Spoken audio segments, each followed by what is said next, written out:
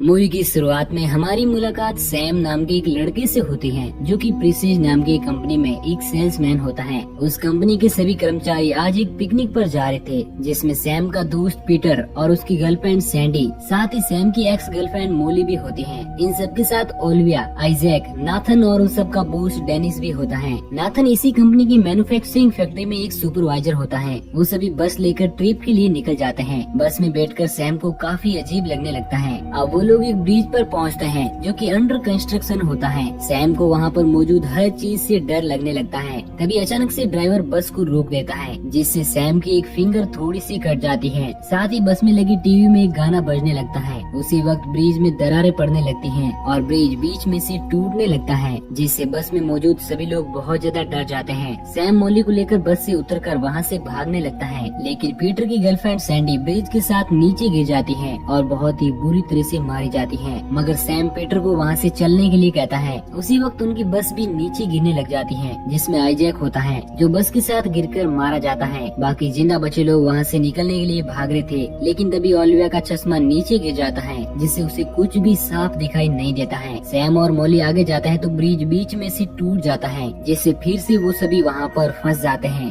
Sam किसी तरह मोली को वहाँ पर लगे पाइप की मदद से दूसरी ओर भेज देता है और इसके बाद वो ओलिविया को भेजता है, लेकिन वो बीच में ही पाइप से नीचे गिर जाती है। मगर नीचे पानी होने की वजह से वो जिंदा बच जाती है। उसी वक्त उसके ऊपर एक कार गिरती है, जिससे वो भी मारी जाती है। इसके बाद नाथन भी भागते हुए ब्रिज चैन से मारा जाता है। उसी वक्त ब्रिज फिर से टूटने लगता है और इस बार उन सब का बॉस डेनिस भी चारकोल से जलकर मौत के मुँह में चला जाता है। अब पीछे बचे पीटर और डेविड किसी तरह भागते हुए दूसरी ओर की रेलिंग पर लटक जाते हैं। उसी वक्त पीछे का सारा ब्रिज टूटकर पूरी तरह से तबाह हो जाता है। इधर सैम और पीटर लगातार ऊपर चढ़ने की कोशिश कर रहे थे, लेकिन तभी वहाँ पर एक आयरन रोड से भरा ट्रक आकर रुकता है, जिसमें से लोहे के सरिये नीचे गिरते हैं और वो पीटर की बॉडी के आर पार हो जाते हैं, जिससे वो भी मारा जाता है। अब पीछे बचा सैम ऊपर चढ़ने की कोशिश करता है, लेकिन तभी ट्रक में से एक आयरन प्लेट निकलती है, जो सैम की बॉडी के दो टुकड़े कर उसे भी मार देती है। तभी अचानक से सैम को होश आ जाता है और हमें पता चलता है कि ये तो बस उसका एक इमेजिनेशन था। असल में वो लोग अभी तक ब्रिज पर ही बिल्कुल सेफ थे। उसी वक्त ड्राइवर बस को रोक देता है और ठीक पहले की तरह इस बार भी सैम की फिंगर कट जाती है। ये देखकर सैम काफी डरने लगता है। साथ ही उसके इमेजिनेशन की तरह यहाँ पर भी टीवी में लगा गाना चेंज हो जाता है। ये देखकर सैम बहुत ज्यादा डर जाता है और वो सभी को बस से नीचे उतरने के लिए कहता है और बताता है कि ये ब्रिज नीचे गिरने वाला है, इसलिए हमें बस से उतरना होगा, नहीं तो हम सब मारे जाएंगे। वो मोली को लेकर बस से नीचे उतर जाता है, इसलिए बॉस पीटर से कहता है कि तुम उन्हें वापस बुला कर लाओ। पीटर उन दोनों को वापस लाने के लिए उनके पीछे जाता है। सैंडी भी पीटर के पीछे चली जाती है और वहीं पीछे सभी लोग बस से उतर जाते हैं। उसी वक्त ब्रिज टूटने लगता है।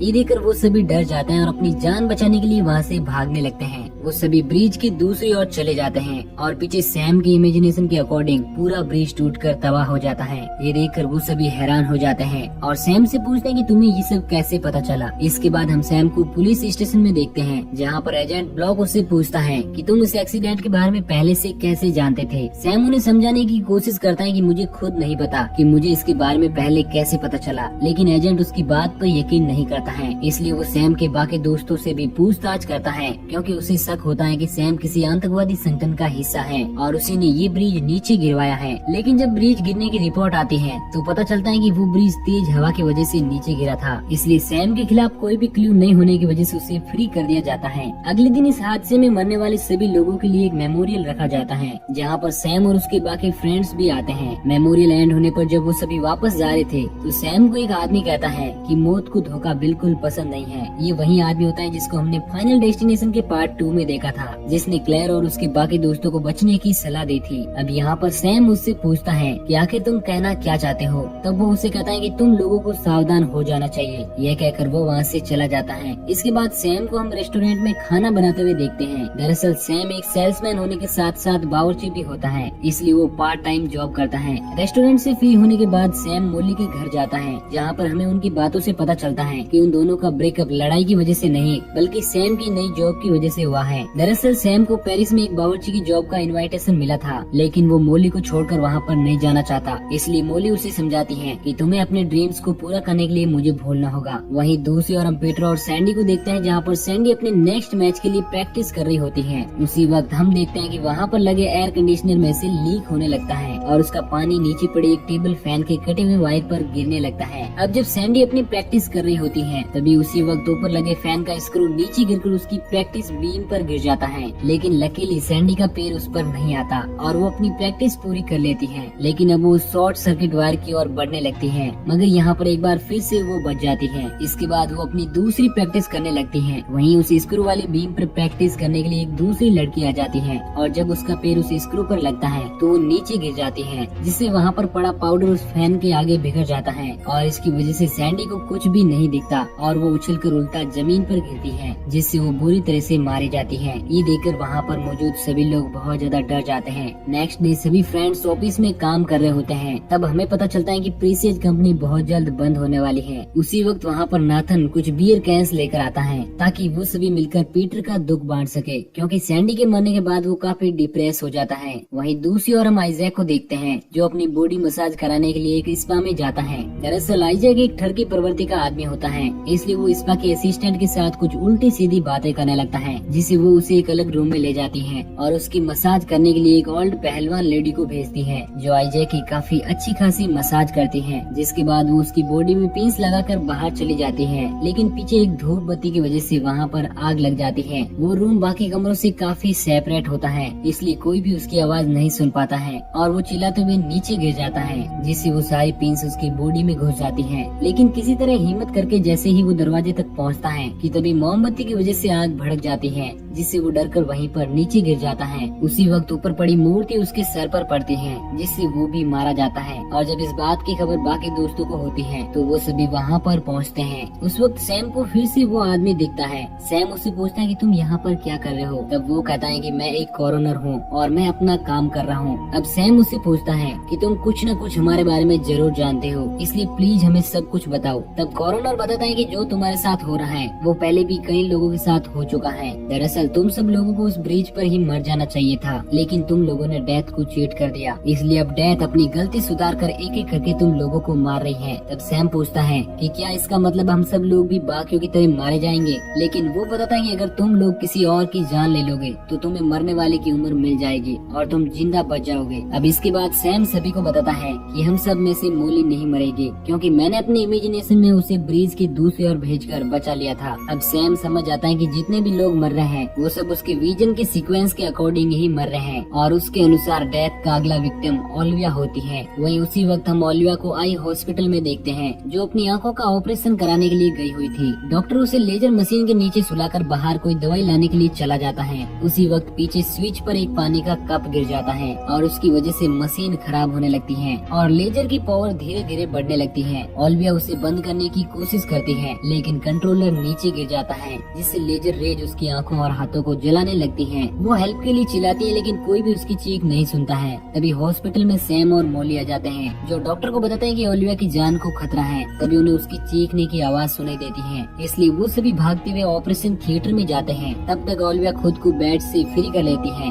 लेकिन उसे कुछ भी दिखाई नहीं देता है, जिससे वो विंडो से नीचे गिरकर मारी जाती है। अब इसके बाद फिर से एजेंट ब्लॉक से पूछताछ करता है और उसे कहता है कि मैं जानता हूँ कि ये सब तुम लोगों ने नहीं किया है, लेकिन जरूर ऐसी कोई बात है जो तुम मुझसे छिपा रहे हो। तब सैम उनसे कहता है कि हमारी मौत हमारा पीछा कर रही है। अब अगला नंबर नाथन का होता है और हम उसे फैक्ट्री में देखते हैं। नाथन एक सर्वेंट रॉय को अपने पास किसी काम के लिए बुलाता है, लेकिन रॉय उस पर गुस्सा होने लगता है। उसी वक्त नाथन देखता है कि एक क्रेन का हुक फेल होकर उनके ऊपर आ रहा है, इसलिए वो रॉय को वहाँ से चलने के लिए कहता है, लेकिन वो उसकी बात नहीं सुनता है, इसलिए नाथन उसे पीछे धक्का देता है। उसी वक्त हुक नीचे गिरता है, जिससे रॉय उसके ऊपर गिरकर बहुत ही बुरी तरह से मारा जाता है। जब बाकी फ्रेंड्स को इसके बारे में पता चलता है तो वो सभी वहाँ पर आते हैं। तब पीटर नाथन से कहता है कि तुमने अपनी जगह किसी और की जान ले ली, इसलिए तुम डेथ से बच चुके हो। अब वो सैम से पूछता है कि अगला विक्टिम कौन है। तभी डेनिस वहाँ पर आ जाता है और सैम कुछ बोलता उससे पहले ही एक टूल की वजह से डेनिस की डेथ हो जाती है।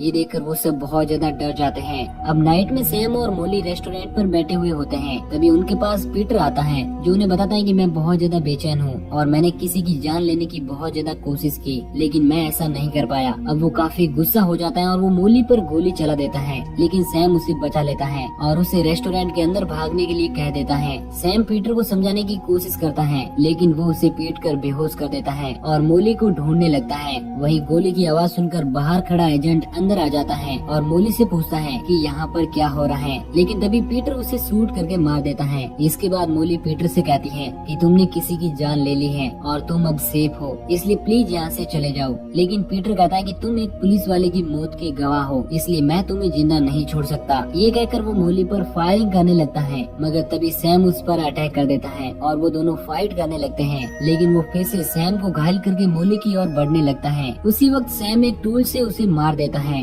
इस तरह मोली और वो दोनों जिंदा बच जाते हैं। इसके बाद कहानी में 2 वीक गुजर जाते हैं और हम मोली और सैम को देखते हैं, जो दोनों प्लेन में पेरिस जाने के लिए बैठते हैं। उसी वक्त प्लेन में 2 लड़के लड़ने लगते हैं और हमें पता चलता है कि वो कोई और नहीं बल्कि एलेक्स और कार्टर होते हैं, जो अपने दोस्तों के साथ पेरिस ट्रिप पर जा रहे थे। यानी कि ये वही प्लेन है जिसको हमने फाइनल डेस्टिनेशन के पार्ट 1 में देखा था, प्लेन 180। वो सभी एलेक्स की वजह से नीचे उतर जाते हैं और प्लेन टेक ऑफ कर लेता है और ये दिन होता है 13 मई 2000 का। अब प्लेन में सैम सॉन्ग सुनने लगता है, लेकिन तभी उसका गाना चेंज हो जाता है और सैम एकदम से चौंक जाता है। उसी वक्त प्लेन में आग लग जाती है और वो दोनों भी मारे जाते हैं और ये वही प्लेन ब्लास्ट होता है जिसमें एलेक्स और उसकी बाकी दोस्त उसकी वजह से जिंदा बच गए थे। इसका मतलब ये कहानी फाइनल डेस्टिनेशन के पार्ट 1 से भी पहले की है। इसके बाद हम नाथन को देखते हैं, जो रॉय की मौत से काफी दुखी होता है, लेकिन तभी उसके पास एक आदमी आता है और वो कहता है कि तुम्हें चिंता करने की कोई जरूरत नहीं है। रॉय वैसे भी कुछ ही दिनों में मरने ही वाला था, क्योंकि उसके ब्रेन में एक ट्यूमर थी। ये सुनकर नाथन चौंक जाता है। उसी वक्त वहाँ पर ब्लास्ट होता है और आखिरी बच्चा नाथन भी मारा जाता है, क्योंकि रॉय की इतनी ही उम्र थी जिसको नाथन ने जी लिया था। और यहीं पर इस मूवी का और फाइनल डेस्टिनेशन सीरीज का एंड हो जाता है। तो दोस्तों, आपको ये कहानी कैसी लगी नीचे कमेंट करके जरूर बताएं। अगर आपको वीडियो अच्छा लगा हो तो प्लीज वीडियो को लाइक और चैनल को सब्सक्राइब जरूर करना। बाकी मैं मिलूंगा आपसे किसी नए दिन नई कहानी के साथ। तब तक के लिए देखते रहिए मूवी सिंकर को।